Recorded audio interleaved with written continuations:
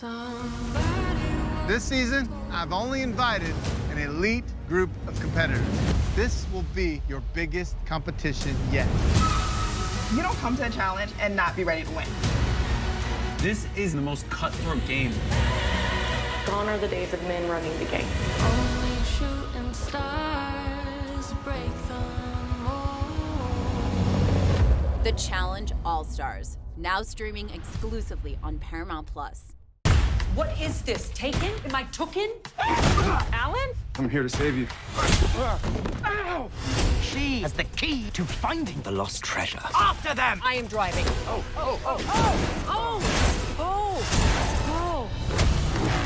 What is that? Just pick it and fling it. You pick it and fling it. Don't make that sound.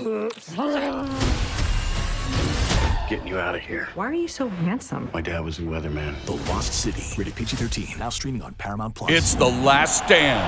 And here is your host, Brian Custer.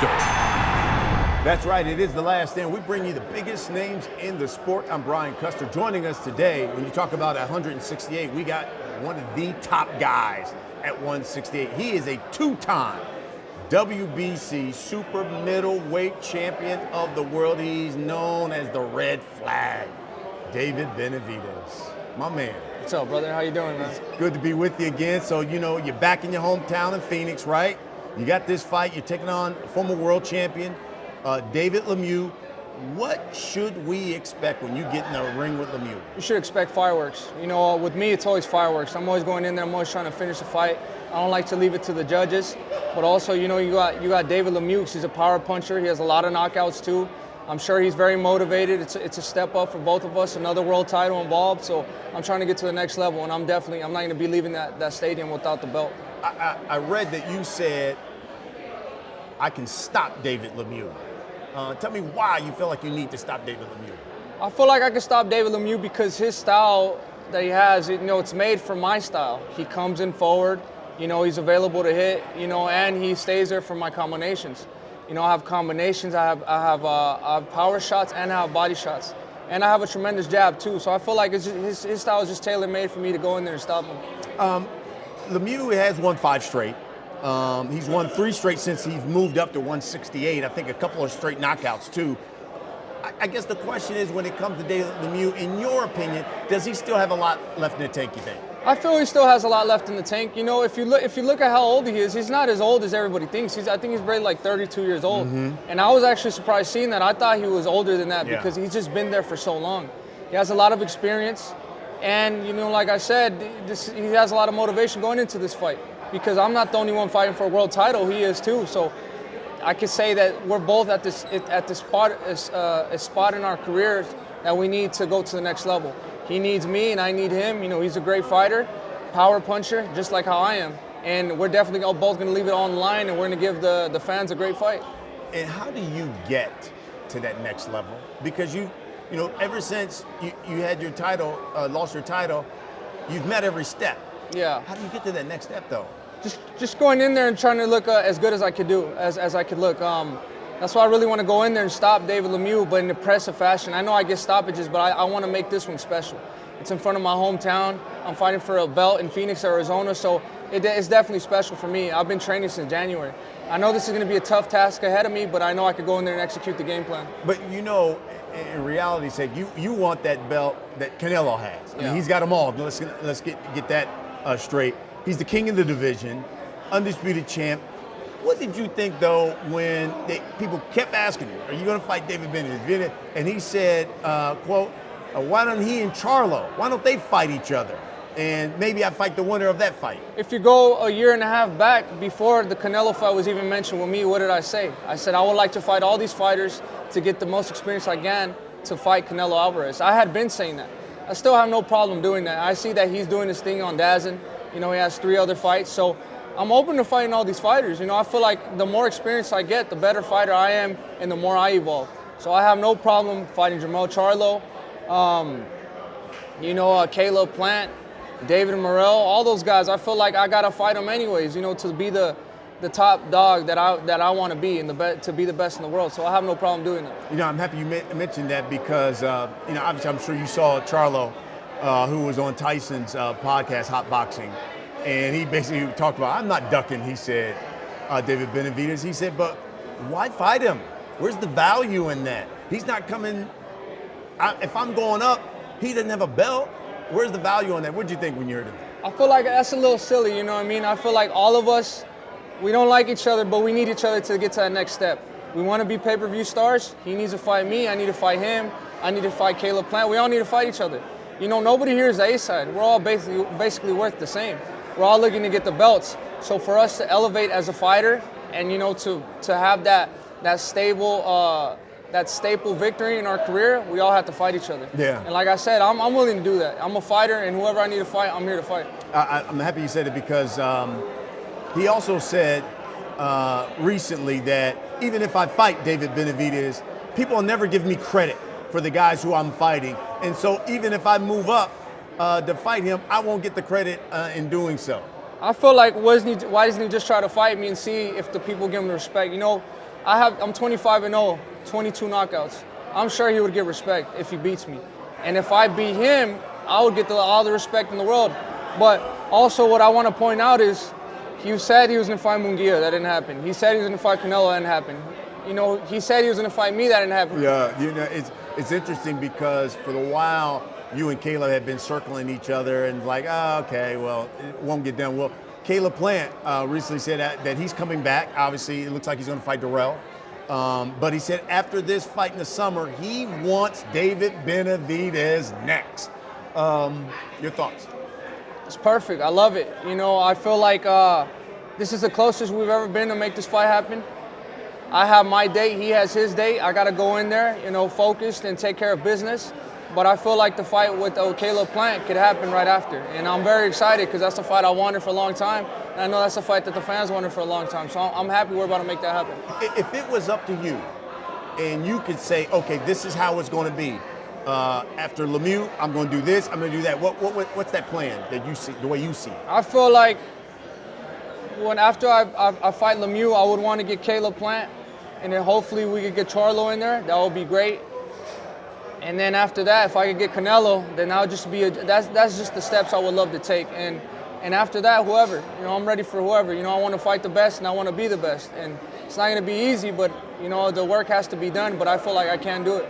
I think the one thing that I've noticed in you along every step is how different David Benavidez is. You just seem so more mature, know who you are, know what you want. Have you seen the progression in yourself as you develop? Forget about as a fighter, I just think as a person. Yeah, I mean, it's been a long ride, man. I've been professional 10 years, almost 10 years. And you're still a baby. Yeah. You're still a baby, you're 25. I had to grow up quick, and I feel like the fights that I've had, I've been two-time world champion. I fought some good fighters. They haven't been the best, the great fighters, but the level of opposition I faced to then is giving me the confidence I have now.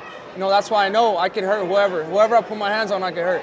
So for me to have that ultimate confidence like Canelo has, or all these other great champions, you know, Inoue or Usyk, they fought the best and they beat the best. So that's the type of confidence I want to have, but it's hard to do it when they're not giving me the opportunities. How much do you miss being the champion?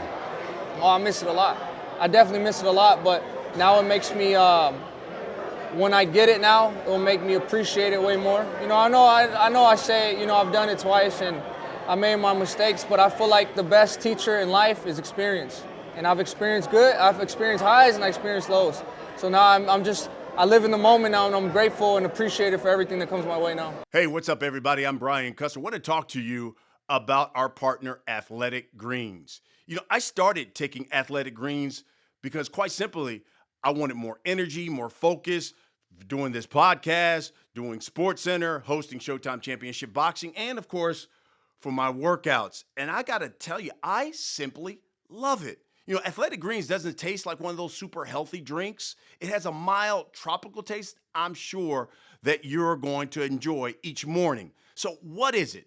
Well, with one delicious scoop of Athletic Greens, what you're getting is you're absorbing 75 high-quality minerals, vitamins, whole-sourced superfoods, probiotics, adaptogens to really help start your day right. It contains less than 1 gram of sugar. There are no GMOs, no nasty chemicals or artificial anything, while it still tastes good. And it supports better sleep quality. It's going to give you better recovery, and it's also going to support your mental clarity while also alertness.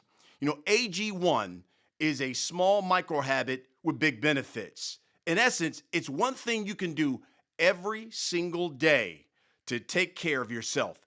And it's lifestyle friendly. So whether you're keto, whether you're paleo, vegan, dairy-free, or even gluten-free, and it costs you less than $3 a day. So really, you're investing in your health, especially if you have one of those habits where you got to buy a brew every day. And additionally, for every purchase, they donate to organizations helping to get nutritious food to kids in need, including No Kid Hungry here in the U.S. In fact, in 2020, Athletic Greens donated over $1.2 million in meals to kids. Right now, I'm telling you, it is the perfect time to reclaim your health, your immune system with a really convenient daily nutrition. And it is something that I'm telling you that is going to supplement you and look out for your health. So you know what? We're going to make it easy. Athletic Greens is going to give you a free 1-year supply of immune-supporting vitamin D and 5 of these travel packs with your first purchase. And all you've got to do is visit athleticgreens.com/laststand. Again, it's athleticgreens.com/laststand. It is time to take ownership of your health and pick up the ultimate daily nutritional insurance, Athletic Greens. Now, I was talking to your promoter, Samson, and he said, listen, we are going to push hard that if he doesn't fight David Benavidez after that Bivol fight, we want him to vacate that belt. Yeah. And we want David Benavidez to fight for that belt at the end of the year, whether it be against a Plant or whomever. Well, do you think that can happen? I'm sure it can happen. You know, with the great victory, May 21st, and then it has to happen because if I get the belt, I've already won title eliminators, now the WBC interim title, so it's inevitable. You know, I just got to go in there, win the belts, or if not, I think I'm probably going to move up. If I don't get the fights I want to get, I might move up to 175. I think it's about time, and you know, if I'm wasting my time here and the fights that I want aren't happening, then what am I doing? I think it's time to move up. But I still feel like I'm in good position too, because I'll put pressure on Canelo at 175 too. Yeah, and how long do you see yourself here at 168? I'm not leaving until I get all these fights. Until I get Caleb, Plant, until I get Charlo. If we could get a fight in with David Morrell, and until I make all these, because I promised my fans for so long to make these fights happen. So I feel like, you know, I'm still making weight pretty good, still young, you know what I mean? So I feel like not until I make all these fights, maybe 4 or 5 fights. Okay. You know, we always let people submit questions through social media. We got a number of them for you. So here we go. We'll get right to them. Ari asks, after you beat Lemieux, if Andrade beats Parker, will you look to make that fight? That's another fighter I didn't mention, but that's another fighter we have our sights on. I feel like that would be a great fight. He's fighting for the WBO interim. So, you know, if we put both of those against each other, that would put even more pressure on Canelo. Yeah. So I feel that's definitely a fight that I would love to make happen. Andrade, huh? You like that? Yeah, he's a good fighter. And like I said, he needs me, I need him. A lot of people are avoiding him too, so I feel like it's good for both of us. Absolutely. Chuck asks, do you have any respect for Caleb Plant? I have respect. I have a little bit of respect for him because he's a boxer, you know, and I know how hard it is how hard it is to put your life on the line and go out for training camp and, you know, work hard. But other than that, no respect after that. Donovan asks, he says, as a former big kid myself, but what was your favorite food or snack? I think the easier question would be, what wasn't? I ate everything. There's just so much food on the list, man. I ate all that. McDonald's, Burger King, Jack in the Box, Taco Bell, all of that. I ate all of that. How has that progressed now that you've gotten older and know that, okay, I got to work at staying at this weight, you know, your diet? How does I think now The thing is, I try to put in my head that I'm not supposed to eat that at all. Okay. It gets through every once now, but now my head is you can't eat that at all. Yeah. Interesting.